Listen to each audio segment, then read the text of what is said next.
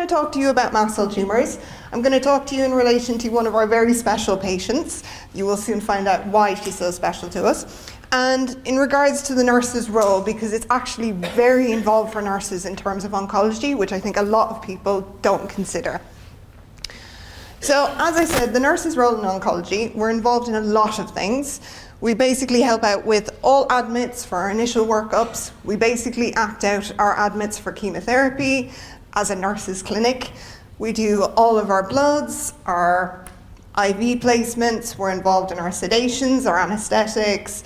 We're also very heavily involved in working with our carers, giving them additional support, going through health and safety, any additional questions that they have, and acting as an advocate for our patients.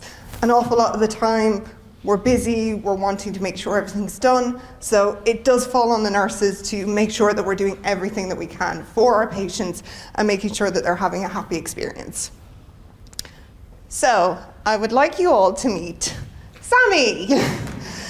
So Sammy is a 5-year, 7-month-old female spayed golden retriever, and she is the canine companion of Lisa, our nurse and PCA training coordinator, which I practiced that title many times, so hopefully I've gotten it right. But basically, Sammy had a mass on her right caudal pinna. Lisa brought her to us because we are the department you go to when it comes to lumps or bumps. We took a sample and it turned out to be a mast cell tumour. We then went on to do staging because we wanted to know what degree of tumour we were dealing with. And because we have the ability to do so, we did a CT with sentinel lymph node mapping, and then we also did an abdominal ultrasound to have a look at her liver and spleen. So lymph node mapping, you may not all be familiar with it, but basically what you do is you inject contrast around your tumour, and then you follow it via CT to see what lymph nodes are draining that area.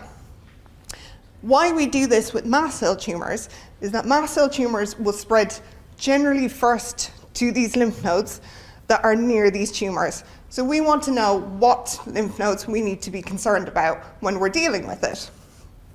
We also always want to do an abdominal ultrasound because mast cell tumours, unlike other types of cancer, the first organs they're going to head to are your liver and your spleen. So anytime you are dealing with a mast cell tumour, you want to have a look at your liver and spleen, and you always want to sample it. Even though a liver and spleen may look completely normal on your imaging, it does not mean that you do not have metastatic disease there. So you always want to be taking samples.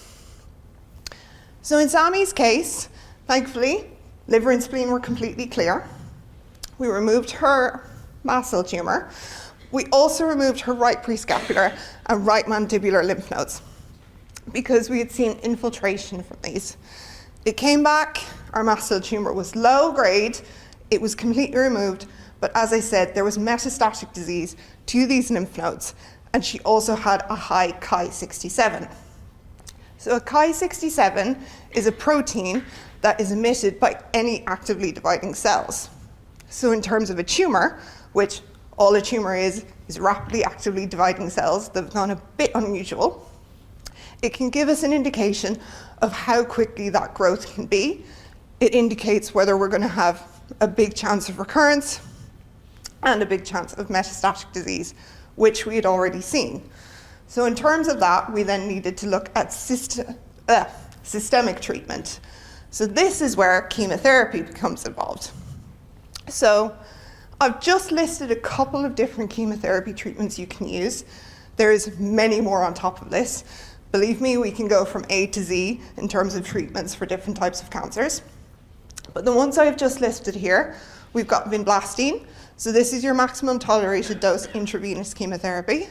We have oral treatments such as lomustine, and we have a metronomic chemotherapy options such as Palladia.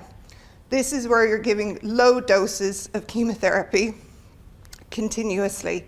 So in terms of Palladia, you give it generally on a Monday, Wednesday, Friday. This is from me doing it for years. I know that's the routine. But you will continue to administer this until the patient is either no longer able to tolerate it or you see that the drug isn't doing anything effectively anymore. So with Sammy, We did go for the vinblastine treatment because of her good temperament. We knew that she was going to be able to cope with it and she wasn't going to get too stressed. So with the vinblastine protocol, it involves 8 doses of vinblastine. You administer the first 4 doses every week, and then after your 4th dose, you're going to go every 2 weeks for the additional 4, provided that they are tolerating it, you're not seeing any major side effects, and that obviously it's actually doing something for our patient. So as I said, chemotherapy admits can be completely done by nurses. They're done by myself and my other nurse Jade all of the time. As Lisa can attest, we were the first people on site and we would talk to her all the time. So what you're wanting to do is you need to make sure that your patient is well. You need to make sure that your patient has been doing okay since the last time you've seen them. And I can promise you, if you say to them, how have they been? They're only going to say fine. And that tells you nothing. So you're going to want to go in with direct questions. You're going to ask, how has their appetite been? Increased, decreased? How has their activity level been? You're going to have to ask about their excretions. Everyone gets a bit weird as soon as you ask about their poo, but honestly, it's very important. So these are the things that you need to be asking them about. Also things like gastrointestinal upsets, because a lot of carers, in regards to chemotherapy, only have an idea of it from people. So I've had many carers come in who have gone, they've had vomiting, they've had diarrhea for 4 or 5 days. But that's normal for someone who's on chemotherapy, not for our patients. As we're giving them chemotherapy, we're trying to make sure that they are having the best quality of life throughout. For them to be having these abnormal side effects is not what we're wanting. So this is why you need to have these direct questions to them to know exactly what's happening. Because to them, something that's completely normal might actually be very abnormal for us. So also in relation to the chemotherapy units, we always need to take bloods. I've had many patients who have come from me from other referring vet practices where they've not had bloods for each chemotherapy treatment. And if you take anything, just take this. Always do a hematology before you administer any type of chemotherapy. Chemotherapy is not a very smart drug. Everyone thinks it's wonderful, it's going to cure this cancer, it does all these fantastic things. It's really, really stupid. It basically will go in and it's just going to attack any actively dividing cells. So areas in our body that have actively dividing cells to keep it functioning are going to be directly affected. So this is where we're seeing these major side effects, mostly in things like our bone marrow and also in our gastrointestinal system, because of our stomach lining actively breaking down and building back up. So this is why you need to be taking hematologies, because the areas that are going to be affected are your bone marrow, your white blood cells, your red blood cells, and your platelets. So we always need to be checking for anemias, thrombocytopenias, and neutropenias. If we're seeing any of these kind of changes, if we're seeing any kind of trends, we need to be looking at changing how we're giving our chemotherapy. We may need to change our dosage. It may be that we need to skip out on a dose, or it might be that this is just not the chemotherapy that is for them, and we need to look at doing an alternative drug. So, these are 2 bloods taken from Sammy. The first one is from her very first chemotherapy, so she hadn't had anything given to her at this point. And we can see that her neutrophil count is 4.23. She then had her dosage of vinblastine administered. She was very good for it, may I add. And then the following week, she came in for her second dose. We took her hematology, and her neutrophil count had dropped to 1.26. So we're seeing the clear effect that the chemotherapy is having on her white blood cell count. Thankfully, Sammy was still very well in herself, but we already know with this level of neutropenia that she is more susceptible for picking up infections. She was well, we weren't seeing any signs of infection, we weren't seeing a temperature, so we were happy to just delay our treatment by a week. I have had other patients who have come in and have had an even greater neutropenia than this. They've come in, we've got pyrexia, you could then be looking at sepsis. So it's incredibly important to be following these trends to make sure that you're not putting your patient into a potentially life-fatal situation. So if we'd have given Sammy another dose on this day, we could have been looking at her having a grade 4 neutropenia and ending up in the hospital with us where she's needing hospitalization, medical intervention. In this case, Sammy was very well in herself. All we did was we prolonged the dosage. So we skipped this one and we decided to do it the following week. We also lowered her dosage from our standard dose. We dropped it by 10% to see how she would better tolerate it. And once we lowered the dose, she was completely fine and we were able to keep up the rate of it. With chemotherapy, you want to try and keep your intensity with it so that you're getting on top of the tumor. It may be that you need to lower your dosage down, but if you can keep the intensity, you're generally going to have a better outcome. So, as you can see, modeling the latest in PPE, when it comes to chemotherapy administration, we need to also be looking out for ourselves, looking out for our patient safety. So you need to be able to place a first stick IV catheter or a clean stick IV catheter. Onco nurses will always be your best friend if you've got a difficult patient with bad IVs and bad veins. We love them. We will get into that chance as soon as we can to go for it. But you need to be able to place your first stick IV. So this is where you're going to hit the vein, and as soon as you have blood, you need to be able to feed off that catheter straight away. If you can't, unfortunately, that's one leg gone, and then you move on. It's one of these things that all you can do is get better and better with practice. But you need to be happy that you can place a first stick IV catheter, know that there isn't going to be any potential for any extravasation, any leaking of the drug around your vein. So along with that, if you are drawing up the chemotherapy system, you want to make sure that you have a needle-free closed system. So kind of makes a bit of sense. Chemotherapy, nasty drugs, needles go in hand, not fun. So we want to remove that element from it. By having a needle-free system, you're going to reduce any potential for stick injuries. You're also going to potentially reduce any risk for any spillages by accident. You also don't want to have any accidental spillages of chemo in the air around you. It's not fun. You have to get everyone out of the room. You need a lot of bleach. It's not ideal. You also want to be doing basic things such as double checking your dosages. Generally, your clinician is going to give you out your dosage for what they want. It's always double checked by a second person. Make sure our calculations are correct. We also want to have someone else who's double checking that our drug is the correct drug that we're administering. Giving one dose of a drug at 3 mils compared to another drug.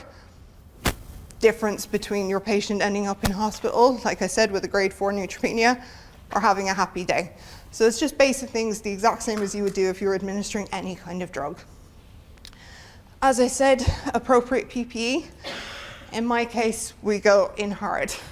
So I have a full waterproof gown. If there was to be any kind of spillage on me, it's literally just going to fall off. I also have nitrile chemotherapy grade gloves. They also have extended cuffs. You want to make sure that every bit of your skin is covered as much as you possibly can. They're also thicker than your kind of general nitrile gloves.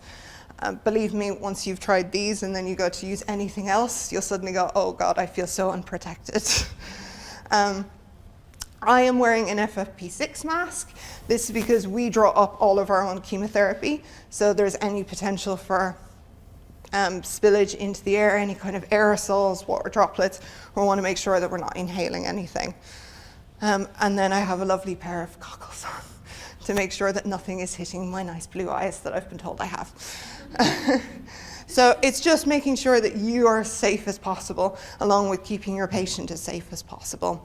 If you're getting chemotherapy in from an outside service like ChemoPet, you're not having to be as concerned about drawing up any of the drugs, but you still want to make sure that you're keeping yourself as protected as possible. One thing that we like to do at the Ralph is we have chemotherapy checklists. So I'm sure an awful lot of you probably have checklists for when you're going into surgeries, into theatres. So this is basically going to be the exact same. It's just another kind of safety aid that you can have that we go through before we administer any kind of chemotherapy. So we have our chemo checklist up on the left. We say this directly out loud to the point of I have this memorized in my head. I have done so many. But again, it's just another safety aid that you can have. So anything is being picked up that you may have miscalculated, you may have not thought about. You have certain drugs where you can have them where you're administered both orally or you could have them administered IV. So it's just another thing that you can be making sure that you're doing everything correctly. It also helps relax yourself, knowing that you've gone through all of these kind of barriers to get through to administering it properly, safely, and correctly. We also have our flow sheet. This is basically a nice little snapshot of any chemotherapies that we administer. So our clinician will come in, they'll put in the drug, they'll put in the dosage, and we go through the sheet for each one. We have a little area that you have to tick off to say that you have you've double checked any of the calculations, so you know they're correct. Also that someone has double checked your drug. We have another tick box in terms of bloods, and we have an area for toxicity notes as well as for IV placement. So in this, like we said with Sammy back in the beginning, Sammy had an initial neutropenia. After her initial dose, it would have been all written in here. We would have then written in the toxicity notes that she had a grade 2 neutropenia. Quickly looking at this, we now know, right, this dosage gives grade 2 neutropenia. Next time around, we need to lower this down. It also is a nice handy thing that you can look at it and see, okay, I've been able to place an IV in this leg continuously, not been able to do it in the other one. It's a nice, easy snapshot of just kind of looking at everything as a whole and giving you a better basis for things. I don't have a picture of it, but we also have a little sheet that we have with each one of our patients where we write their dislikes, their likes, and we write down if we have any issues in terms of IV placement. So again, it's just another thing to help aid you in terms of treating them. So this is our lovely other oncology nurse, Jade, and she's actually administering the vinblasting to Sammy. I can promise you it's definitely Sammy because it's very difficult to put IVs in her front legs. So in terms of the actual administration of it, you want to make sure that you are flushing with at least 3 mils of saline, pre and post. Obviously, as soon as you've placed it, everything is well and good. They move their leg and something happens.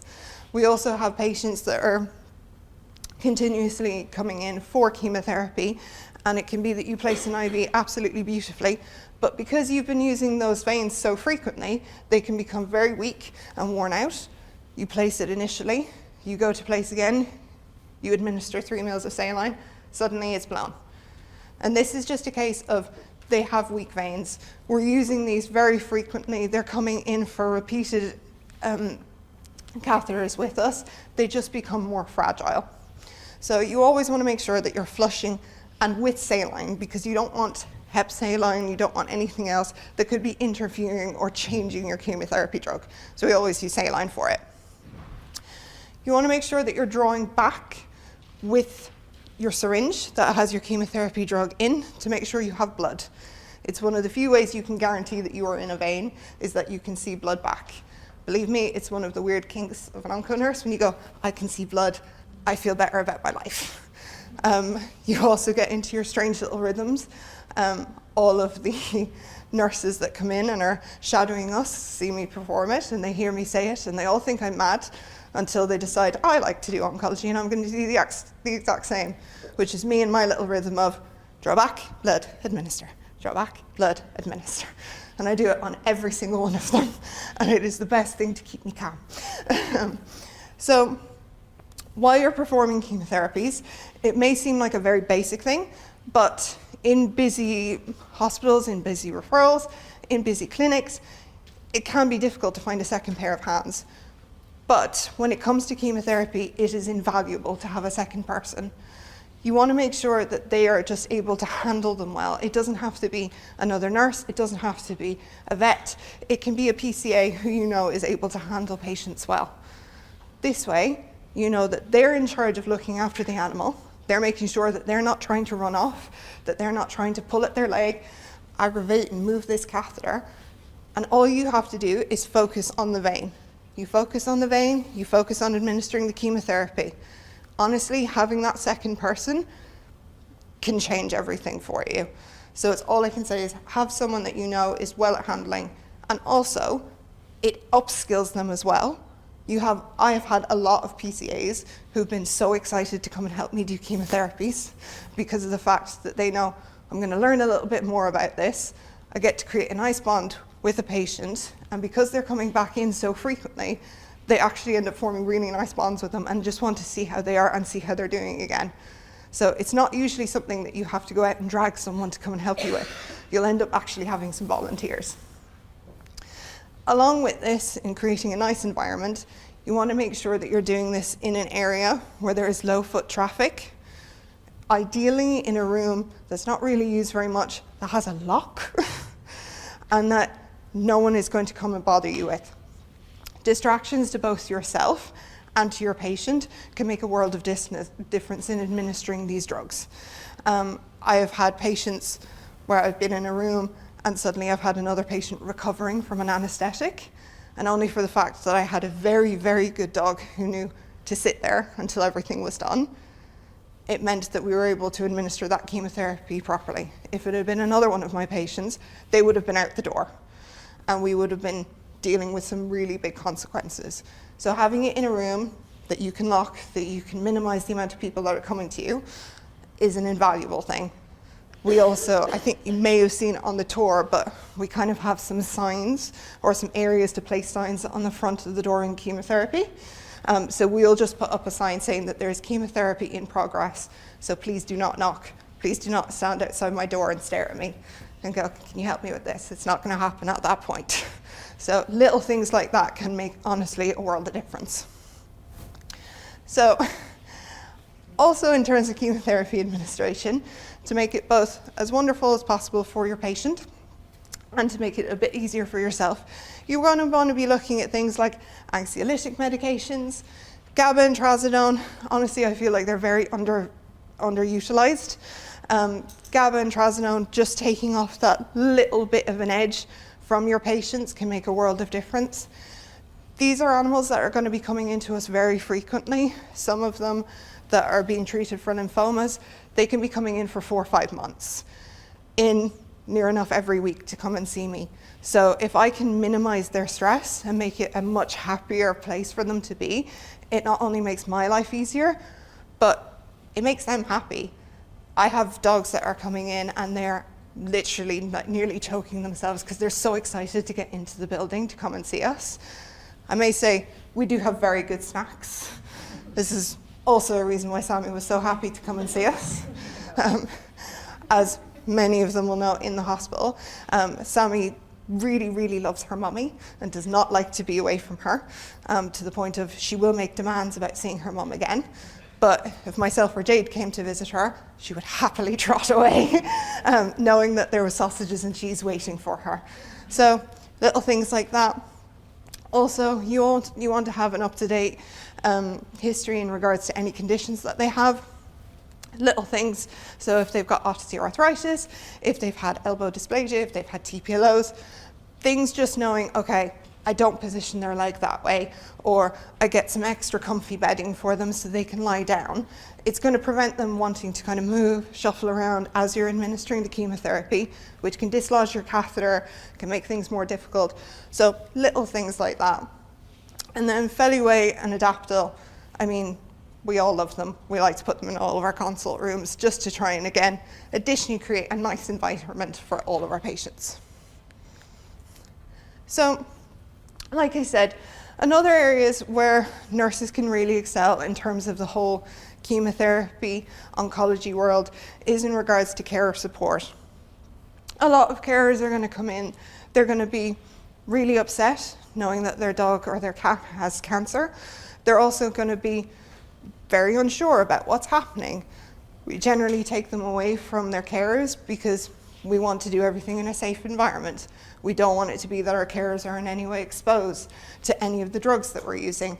So as far as they're concerned, we just take their animal away into the back. They don't know what's happening. They're scared. They don't know how their animal is dealing with things. So being an additional line of support is a massive thing. And I think we all know that if you can get a carer who's less anxious, that's going to take some anxiety away from your patient. So little things like just being able to spend a bit more time with them. I've got a lot of carers and they don't want to take up any time from the vets. They're too important, they're too busy.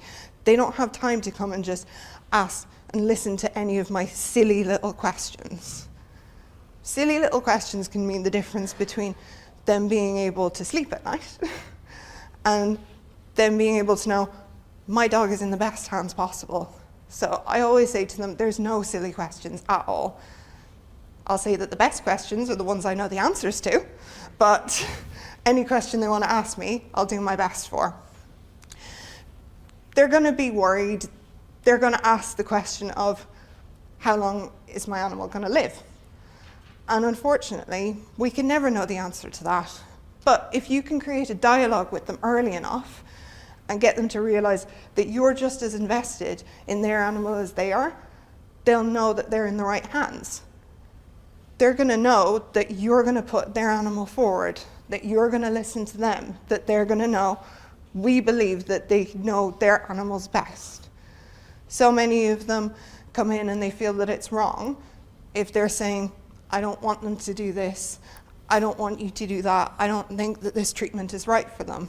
They feel bad because they're now not giving this treatment to their animal. They know them best. They will always know them best. And we're going to support whatever decision that they want to pursue.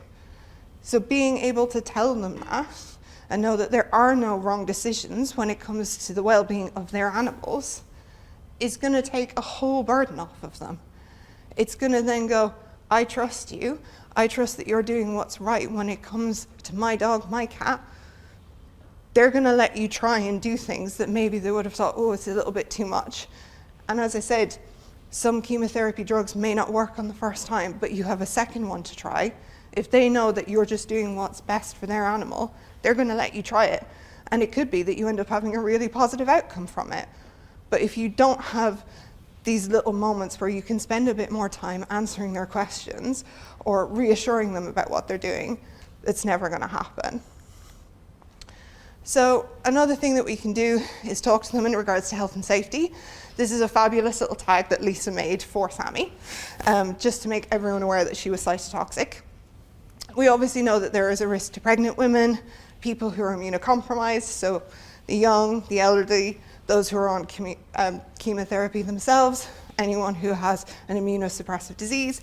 We just need to make them aware in regards to dealing with chemotherapy, dealing with any kind of excretions, that maybe it's not for them.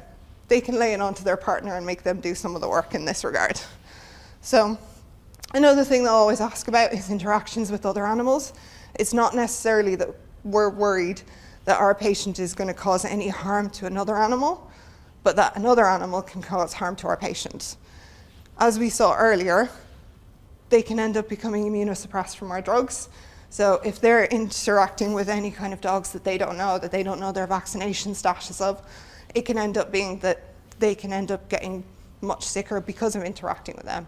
So just making them aware of things like that. Also, slight changes to their lifestyles. Again, if they're immunosuppressed and they go swimming in a lake that they've never seen of before that's a bit dirty, chances of infections are going to increase. Feeding habits, such as raw diets, obviously they carry the risk of salmonella.